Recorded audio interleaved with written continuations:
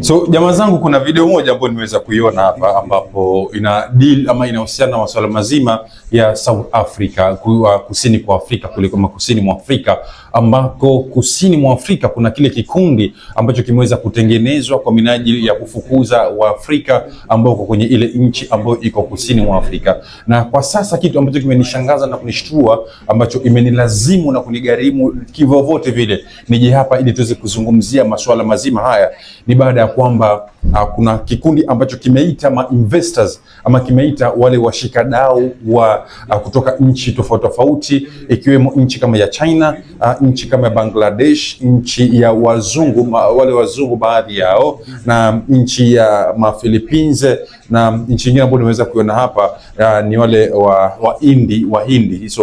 So wameweza kuitwa kwa sababu hawa ndio watu ambao wameweza kumiliki baadhi ya mitambo ama baadhi ya nyadhifa nzuri ama baadhi ya makampuni tofauti tofauti ndani ya South Africa, na wameweza kuitwa na kuwekwa kikao maalum na wakaambiwa kwamba wasiajiri watu wowote ambao sio watu kutoka kusini mwa Afrika.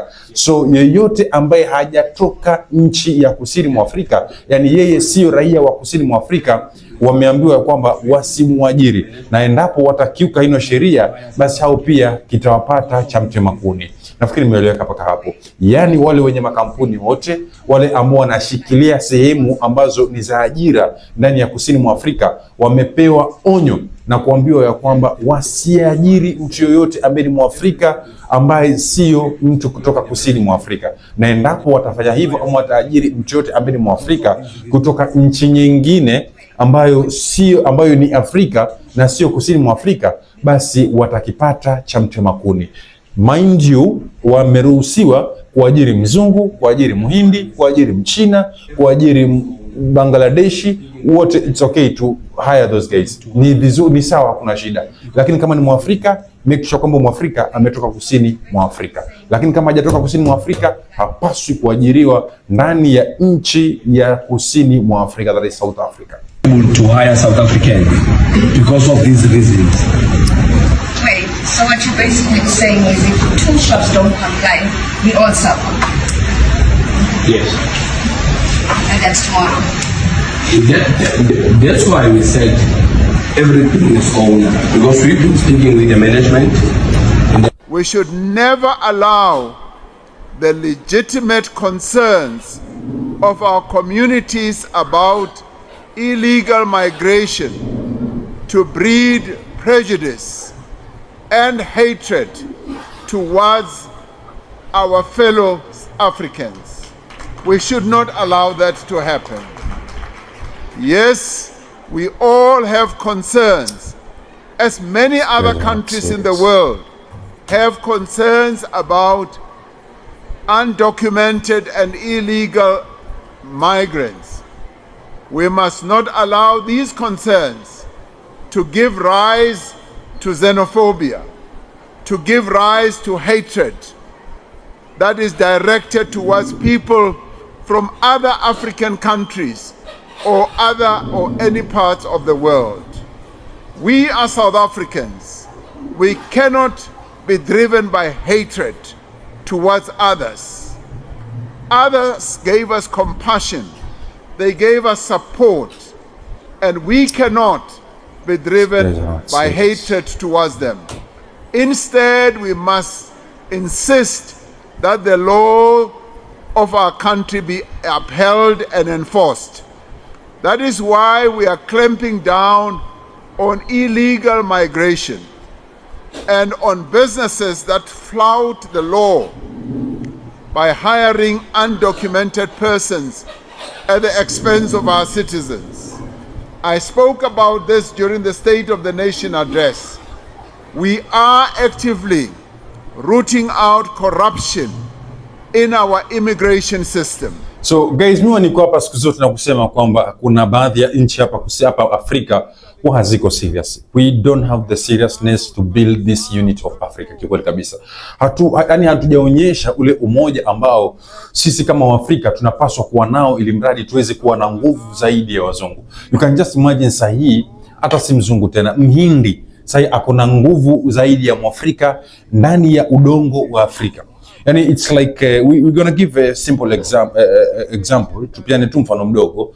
Kwenye nchi kama ya Kenya, unapata kwenye nchi ambayo ina Wakenya leo wameambiwa kwamba yale makampuni yote ambayo yako pale Kenya yaweze kuajiri Wakenya peke yao ambao wanafanya kazi pale. Lakini kwenye ile nchi ya Kenya, kama kuna Mtanzania na ameajiriwa kwenye zile kampuni baadhi ambazo ziko ndani ya Kenya, basi Mtanzania yule afurushwe, Muganda yule afurushwe, Msomali yule afurushwe. That's why I came here nikasema kwamba hizi shida ambazo zinaendelea kati ya Kenya na Somali kwa sasa zinapaswa ziachike haraka sana, kwa sababu endapo hazitaachika kwa haraka, kiukweli kabisa tutakuwa na shida, kwa sababu the reality thing is that Somali community imeingia ndani ya nchi ya Kenya na they are doing good for sure. Masuala mazima ya economics, they are doing good. Wao ndio wana makampuni, wako na maduka, wameajiri watu kazi, na Wasomali wengi hawajaajiriwa na kazi na watu ambao sio Wasomali, wenyewe wanaoita nywele ngumu. Kikweli watu wa nywele ngumu wengi hatujawaajiri Wasomali wengi, japo kuwa Wasomali wengi wameajiri wenye nywele ngumu nyingi. So ikitokea kitu kama hicho, kutakuwa na sitofahamu, though na simaanisha kwamba Wasomali wako na haki ya kwamba watukane wa Kenya vile ambavyo wanataka. No, I'm not there, but what I need to yani kitu ambacho nataka nikiweke wazi ni kwamba sisi kama Waafrika tunapiganishwa wenyewe kwa wenyewe, because ili vuguvugu ambalo liko kusini mwa Afrika kwa sasa ni vuguvugu ambalo limetengenezwa na kundi ambalo lile kundi limeletwa pamoja na watu ambao wametoka uzunguni. Hawa watu ambao wameleta kundi sio watu kutoka Afrika, ieleweke hivyo.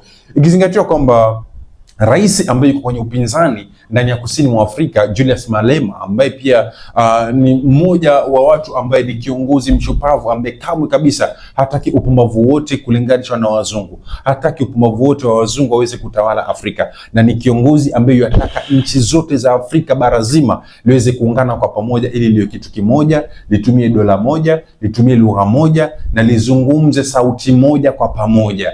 That is one of the leaders that we need in Africa.